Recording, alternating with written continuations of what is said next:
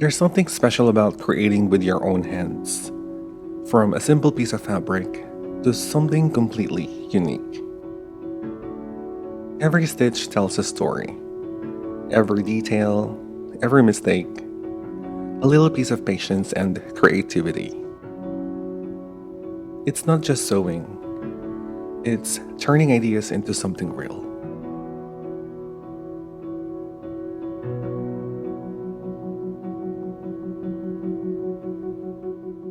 Hello, my sewing friends. Welcome to my channel. It's Julius here with you, and today we're going to be making a simple yet gorgeously stunning cocktail dress. The pattern that I'm using is actually called the Lunette Cocktail Dress, which is a free downloadable pattern by Mood Sewciety. I'm gonna put the link in the description below should you decide to make one of your very own cocktail dresses. Now, this pattern consists of only two pattern pieces, the front and the back, and is beginner friendly. Even if this is your first time making a cocktail dress, the instructions on their website are very easy to follow, and it teaches you a lot of skills like how to sew a dart, how to line a garment, as well as how to sew an invisible zipper, which I know can be intimidating for some. With only two pattern pieces, this design stays simple to sew while still giving a polished and tailored look. Those gentle darts at the bust, front waist, and back waist help shape the silhouette, adding a sleek and elegant structure to this minimalist piece.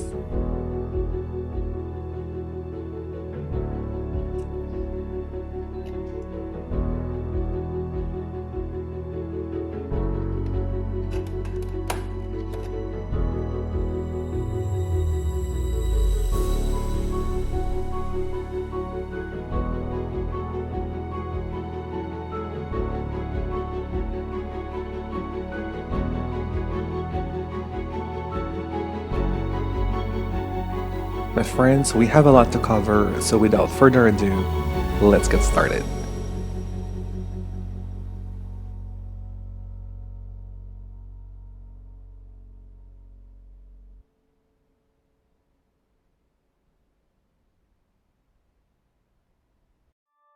As with any other sewing projects, we start by cutting out the fabric pieces since we already have our sewing pattern. And I'm very excited to sew with this gorgeous Italian brocade that I scored at a bargain. For the lining, I'm just using a plain black cotton lining fabric. If you're sewing along, please know that we will only need about 1.5 to 2 yards of the main and lining fabric, depending on the size you've chosen. This dress is best suited for medium to heavyweight fashion fabrics such as polyester tweed, as recommended on the website, or alternative fabrics such as denim, suiting, brocade, or corduroy fabrics.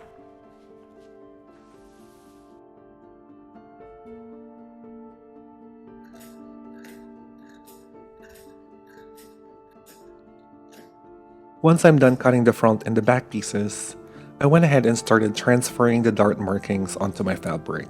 This is done by inserting a pin through the dart points, making sure the pins go through all fabric layers, and marking the points using a heat erasable marking pen on both the back and front pieces.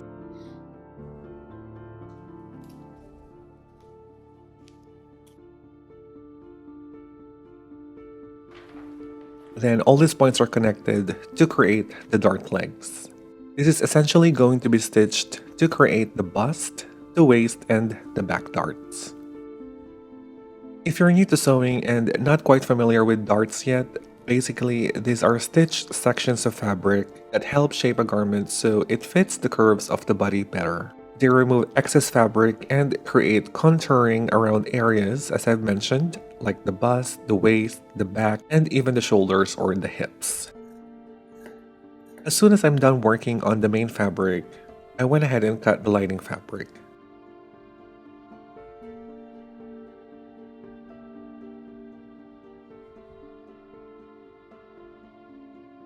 The darts are once again transferred to the lining fabric using the same method.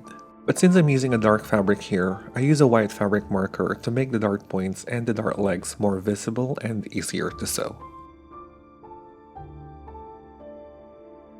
I decided to stabilize the zipper opening at the center back seam using a lightweight fusible interfacing since the fabric I'm working with already has some stiffness to it.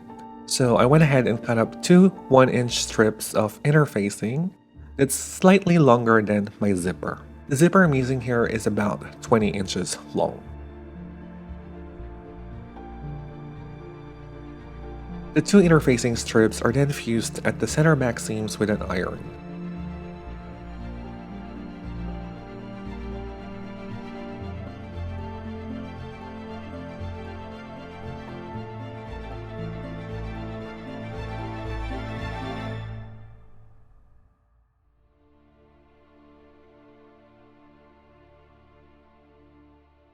One thing about brocade, the second you cut it, it starts fraying immediately, even if you're not handling or touching it. It sheds more than a long-haired cat. So before this turns into a fringe fabric, I went ahead and serged all the raw edges of my fabric pieces. If you're sewing along and don't have an overlocker or a serger, please know that the edges can be secured using a zigzag or an overcast stitch using a regular sewing machine.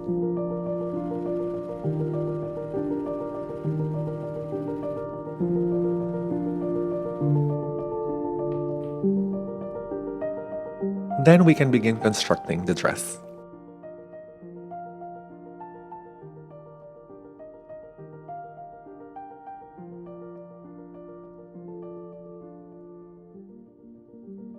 Starting off by pinning the darts on the front and the back pieces of both the main and lining fabric.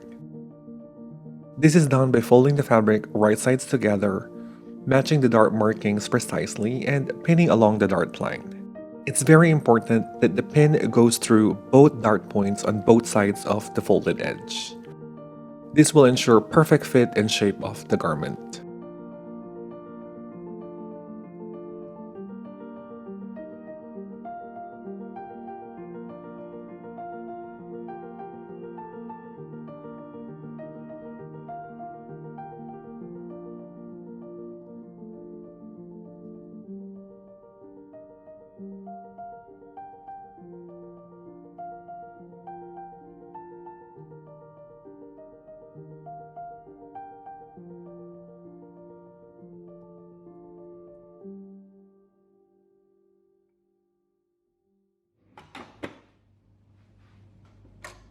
Finally, we can start sewing.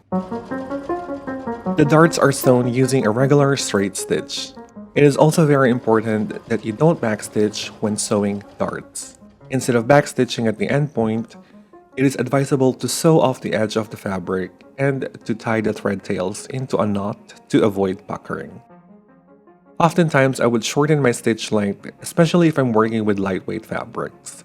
But this fabric is of medium weight, so I kept it to a normal stitch length, which is about 2.5 millimeters.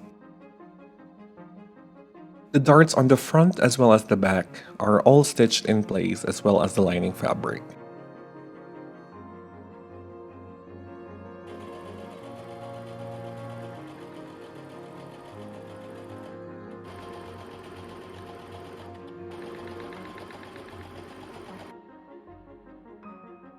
The hallmark of a well-made garment is always that good-looking and crisp finish. And this is achieved by simply pressing all the seams or darts flat without smushing the fabric so much.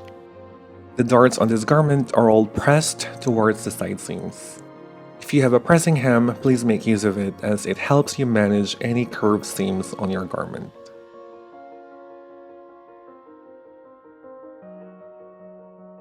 Next is installing the invisible zipper. For my method, I always like to install the zipper while the fabric is still flat because it makes everything much easier to work with. First, I line up the center back seams like this.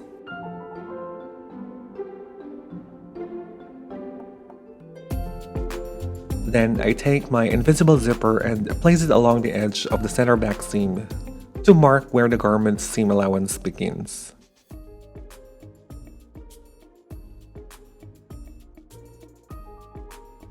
This mark will indicate where the zipper stop sits once the zipper is fully closed. After that, I mark the actual opening for the zipper, which is usually a few inches shorter than the zipper itself. Then the entire center back seam is pinned and taken to the sewing machine to be stitched down. I'm going to sew the zipper opening closed temporarily using basting stitches, which is usually the longest stitch length on most sewing machines. I don't need to backstitch at the beginning here since these stitches will eventually be removed later. As I get close to the mark for the actual zipper opening, I slow down and stop exactly at that point, then switch my machine back to a regular stitch length. This time I'll backstitch to properly secure the seam so it stays strong and doesn't unravel with repeated zipper use.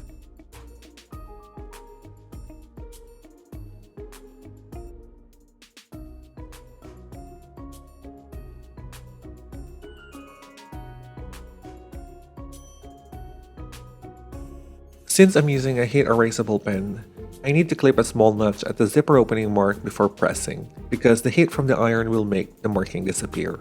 This way, I'll still have a clear reference point later on.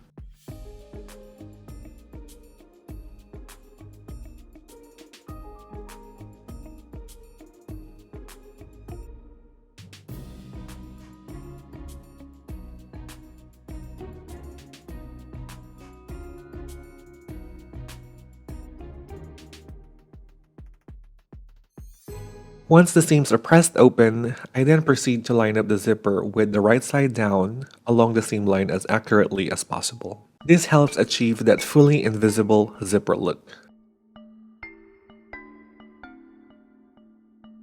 Then, once I'm satisfied with the placement, I secure the zipper tape with pins so they don't shift during the next part of the process.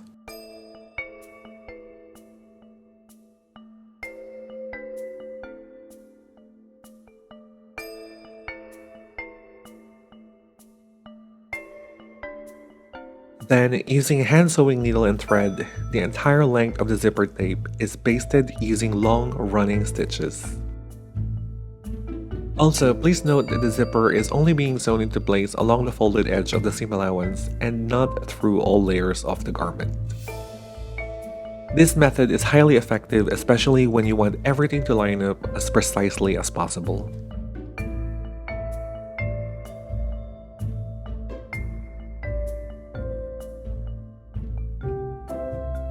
Then, using a seam ripper, I removed all of the basting stitches along the seam line of the center back seam. This is basically just to open up the zipper opening in preparation for sewing the zipper in place.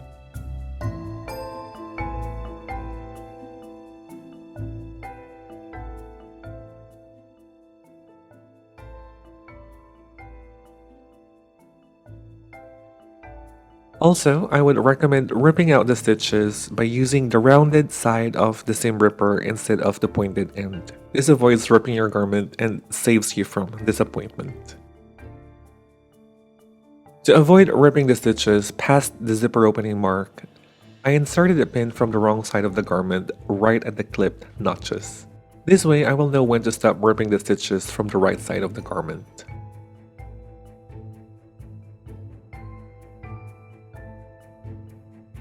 Once that's done, I open up the zipper and proceeded to sew, finally.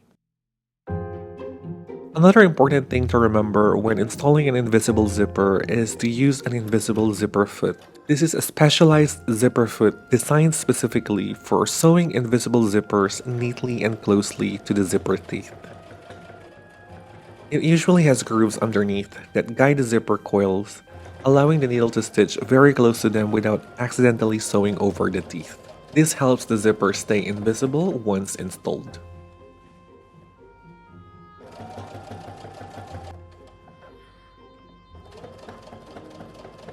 Both sides of the zipper are sewn into place from the right side of the garment.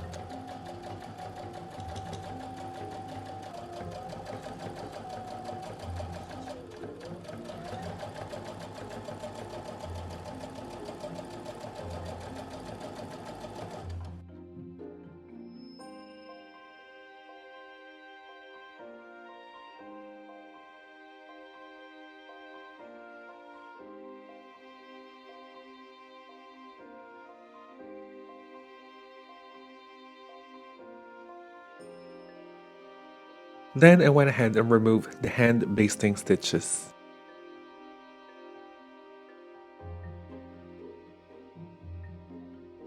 Next is to sew the entire garment.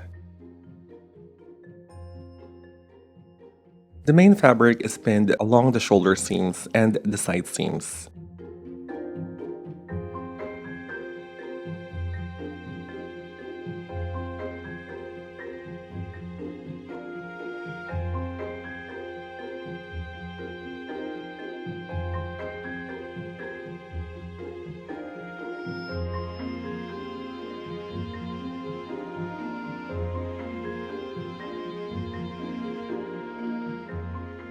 This is also done on the lining fabric, as the lining is basically just a mirror image of the main fabric, which means the lining fabric will be sewn the same way as the main fabric, excluding the center back to leave for the zipper opening. All the seams are sewn using 1/2 inch seam allowance.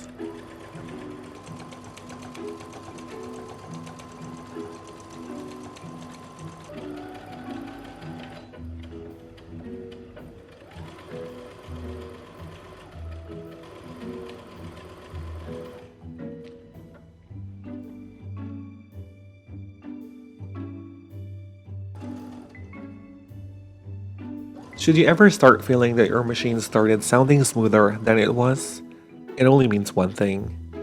You basically ran out of bobbin threads.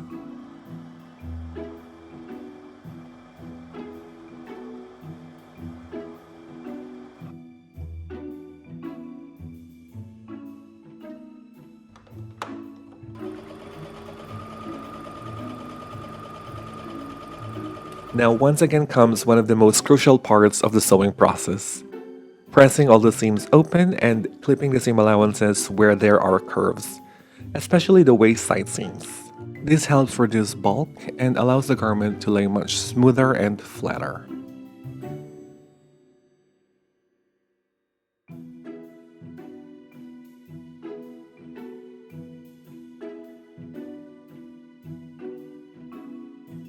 Next is attaching the lining to the main fabric.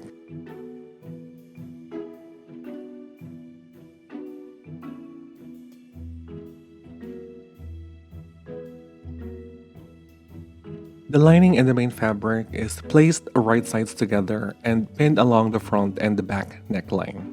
These are the parts that's going to be sewn first.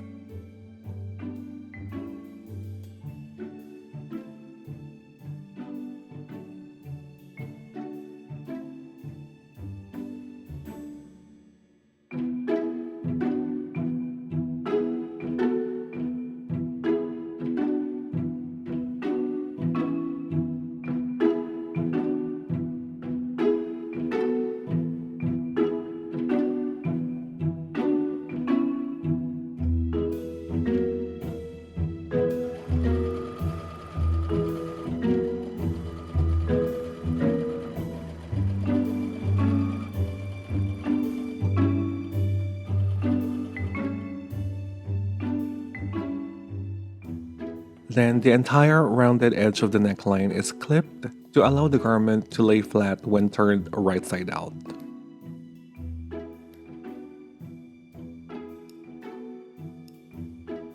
The neckline lining is then understitched along the seam allowance. This helps keep the lining neatly tucked inside the garment so it doesn't roll out or peek through when worn.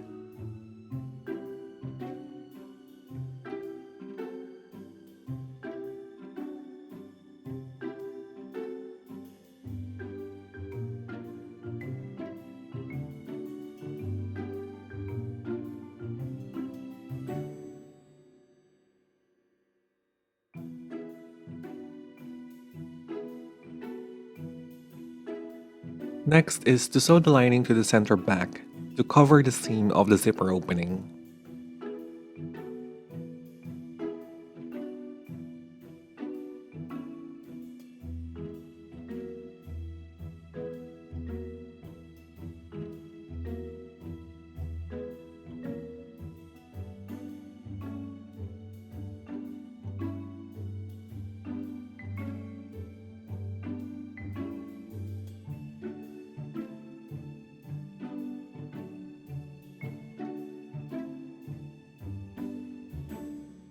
This is sewn by switching back to an invisible zipper foot and the same way as you would sew an invisible zipper in place.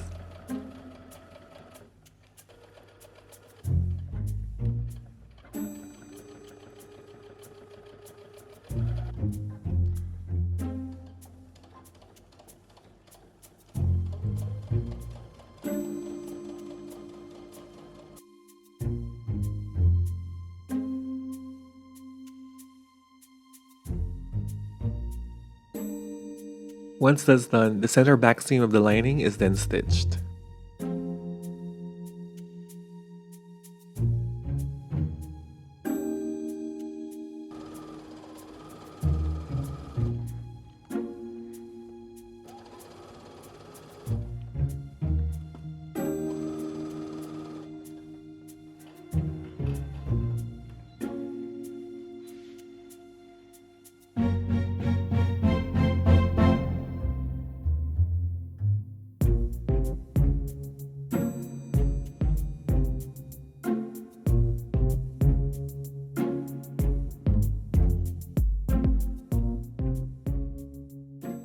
The garment is turned right sides out with the lining to the inside.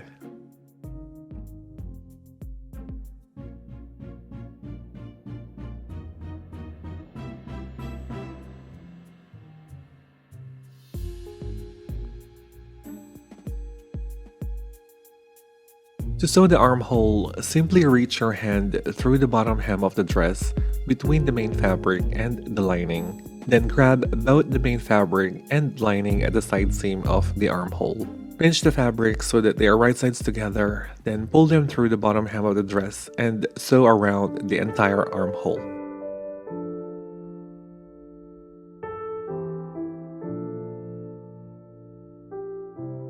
One of the most satisfying parts of sewing is seeing everything come together step by step.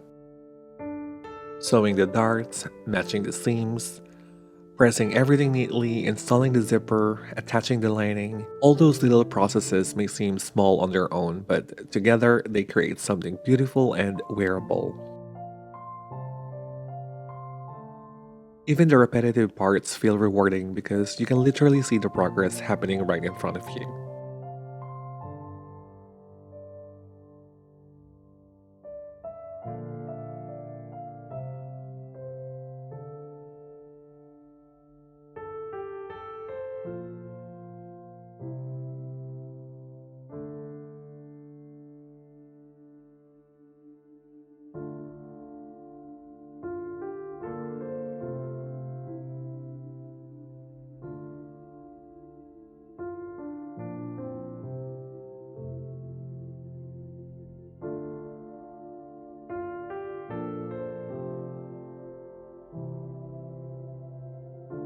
The next step of the construction process is to give the garment one good and final press along the neckline, the armhole, as well as the hem.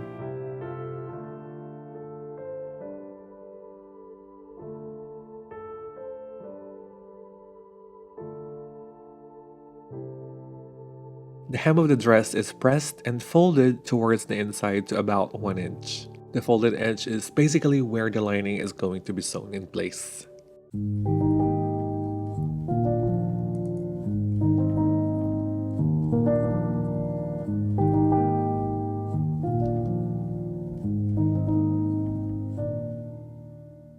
Once the hem is pressed to the inside, the lining is also folded under to cover the raw edge of the hem. This is sewn and secured into place by hand sewing the entire lining using slip stitches.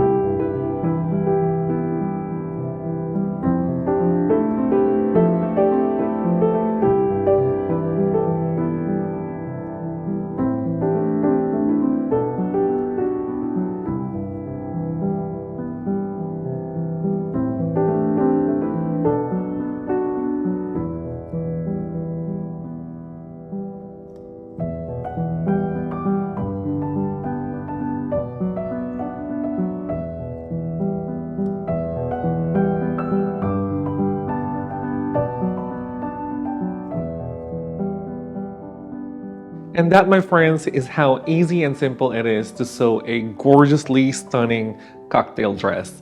This is definitely a showstopper in my opinion. Your friends will 100% gonna keep asking you where you got this dress. And the best thing is you can make this all in one afternoon and the fabric requirement is very minimal. Once again, this is a Mood Sewciety free downloadable pattern. I've put in the link in the description below if ever you decide to make this.